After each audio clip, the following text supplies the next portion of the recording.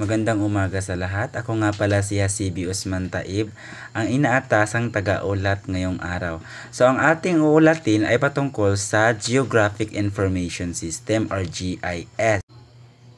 Geographic Information System, ang mga sistema ng impormasyon na nagpapakita ng data sa espesyal na paraan, tulad ng mapa ng populasyon, mapa ng klima, at iba pa ay nagpapakita kung paano ang impormasyon ay naaayon sa espasyo at lokasyon.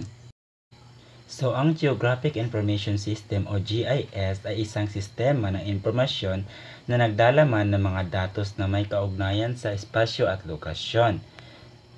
So, ito ay gumagamit ng mga teknolohiya tulad ng mga satellite, imaginary digital mapping at iba pang mga mapang datos upang maipakita ang mga impormasyon sa isang espesyal na paraan. So, ang mga datos na maaaring ipakita sa pamamagitan ng GIS o Geographic Information System ay maaaring nagmula sa iba't ibang pinagmulan tulad ng mga survey, sensor at iba pang mga mapagkukunan ng datos. So ang mga ito ay maaaring maging mga datos tungkol sa populasyon, klima, topografiya, lupain, kalsada, infrastruktura at iba pa. Sa pamamagitan ng paggamit ng GIS, maaaring ma-analyze at maipakita ang mga datos na ito, gaya ng mapa, grafiko at iba pang mga visual na representasyon.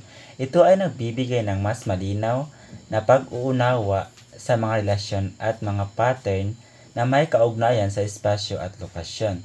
So, ang mga aplikasyon ng GIS ay malawak at maaaring magamit sa iba't ibang larangan tulad ng urban planning, environmental management, disaster response, agriculture, transportation at iba pa sa pamamagitan ng paggamit nito. So maaaring magkaroon ng mas epektibong pagpaplano, pagdidesisyon at pagpapaunlad ng mga proyekto at programa na may kaugnayan sa espasyo at lokasyon.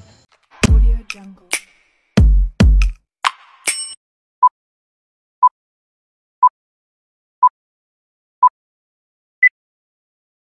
Mga halimbawa ng aplikasyon ng Geographic Information System. So, narito ang ilan sa mga ito. So, ang panguna natin is yung urban planning. Ang GIS ay ginagamit sa pagpaplano ng mga lungsod at urbanong lugar. Maaaring gamitin ang GIS upang maipakita ang mga datos tulad ng population density, land use, transportation network, at iba pang mga salik na may kaugnayan sa pagpaplano ng mga infrastruktura at pag-unlad ng mga urbanong lugar. So, ang pangalawa naman natin is yung environmental management. So, ang GIS ay mahalagang tool sa pag-aaral at pagpaplano ng mga environmental management program. So, maaaring gamitin ang GIS upang maipakita ang mga datos tungkol sa mga protected areas, biodiversity hotspot, water resources, at iba pang mga environmental factors.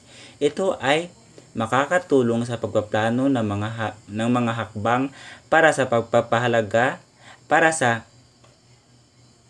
sa pangangalaga at pagpapanatili ng kalikasan.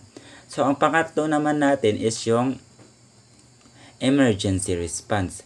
So, sa sitwasyon ng kalamidad at emergency, ang GIS ay maaaring gamitin upang magbigay ng real-time na information sa mga responders. So, maaaring gamitin ang GIS upang maipakita ang mga datos tulad ng mga apektadong lugar, mga evacuation center, mga ruta ng paglikas at iba pang mga impormasyon na makakatulong sa pagpaplano at pagtugon sa mga emergency situation. So, ang pang-apat natin is yung agriculture.